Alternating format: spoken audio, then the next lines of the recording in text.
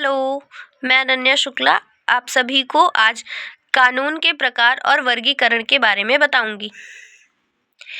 विभिन्न विद्वानों ने कानून का वर्गीकरण विभिन्न प्रकार से किया है। कुछ विद्वान कानून निर्मात्री सत्ता के आधार पर वर्गीकरण करते हैं, कुछ विद्वान निजी एवं सार्वजनिक विशेषताओं के आधार पर, तो अन्य कुछ विद्वान राष्ट्रीयता एवं अंतर्राष्ट्रीयता के आधार पर। कानून के विभिन्न प्रकारों की अलग अलग व्याख्या निम्न प्रकार से की जा सकती है। फर्स्ट, व्यक्तिगत कानून, प्राइवेट लॉज। ये कानून व्यक्तियों के पारस्परिक संबंधों को निश्चित करते हैं। उदाहरण स्वरूप ऋण संबंधी कानून और संपत्ति खरीदने व बेचने के कानून इसी श्रेणी में आते हैं। सेकंड, सार्वजनिक कानून, पब्लिक लॉज। इन कानूनों द्वारा व्यक्ति का राज्य या सरकार के साथ संबंध निश्चित किया जा सकता है। उदाहरण स्वरूप चोरी, डकैती या हत्या करने वालों को दंड देने या कर लगाने के संबंध में जिन कानूनों का निर्माण किया जाता है, उन्हें इस सूची में शामिल किया जाता है। थर्ड, संवैधानिक कानून, कॉन्स्टिट्यूशनल लॉज। संवैधानिक कानून उस कानून को कहते हैं जिसके द्वारा सरकार का ढांचा निश्चित किया जा सकता है और जिसके द्वारा राज्य के प्रति नागरिक के अधिकार और कर्तव्यों की विवेचना की जा सकती है। उदाहरण के लिए भारत में राष्ट्रपति का निर्वाचन, सर्वोच्च न्यायालय का गठन और शक्तियां तथा राज्यपाल की नियुक्ति से संबंधित कानून संवैधानिक कानून के ही उदाहरण हैं। फोर्थ, सामान्य कानून, ऑर्डिनरी लॉज। नागरिकों के दैनिक जीवन एवं आचरण को नियमित करने वाले कानूनों को सामान्य कानून कहते हैं। ये व्यवस्थापिका द्वारा निर्मित होते हैं या रीति रिवाजों और परंपराओं पर आधारित होते हैं।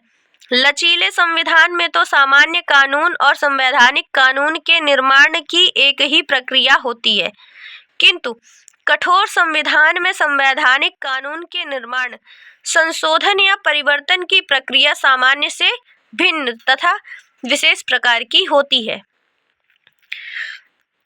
प्रशासकीय कानून, एडमिनिस्ट्रेटिव लॉज। किसी देश में साधारण नागरिकों से पृथक सरकारी कर्मचारियों के लिए अलग कानून होते हैं। इन कानूनों को प्रशासकीय कानून कहते हैं। ये वे नियम हैं जो राज्य सरकार के सभी कर्मचारियों के अधिकार तथा कर्तव्यों को निश्चित करते हैं। फ्रांस प्रशासकीय कानून का सर्वोत्तम उदाहरण है। सिक्स्थ, प्रथागत कानून, कस्टमरी लॉज। ये देश में प्रचलित रीति रिवाज और कानून का ही एक विकसित रूप है और न्यायालय इन्हें मान्यता देकर कानून का रूप प्रदान करते हैं। इंग्लैंड में इस प्रकार के कानून प्रथागत कानून की अधिक प्रचलित हैं। सेवेंथ, अध्यादेश, ऑर्डिनेंस।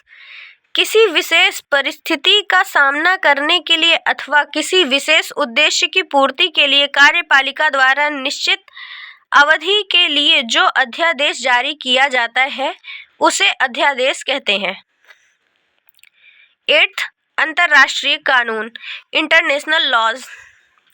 कानून के उपर्युक्त सभी भेद राष्ट्रीय कानून के ही उदाहरण हैं, किंतु इसके अतिरिक्त भी एक और कानून होता है। विश्व के स्वतंत्र राष्ट्रों के पारस्परिक संबंध को नियमित करने वाले कानूनों को अंतर्राष्ट्रीय कानून कहते हैं।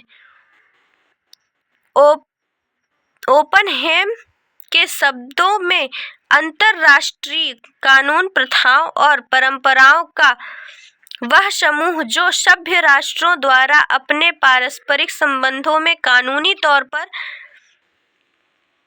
मान्य समझा जाता है। वर्तमान समय में अंतर्राष्ट्रीय कानून को राष्ट्रीय कानून की भांति बाध्यकारी शक्ति प्रदान नहीं हुई है और इनके पीछे सबसे बड़ी शक्ति अंतर्राष्ट्रीय लोकमत की है। तो दोस्तों, आज मैंने आप सभी को कानून के प्रकार और वर्गीकरण के बारे में बताया। कल मैं आप सभी को कानून के स्रोत मतलब कि सोर्सेज ऑफ लॉ के बारे में बताऊंगी। तब तक के लिए बने रहिए मेरे साथ।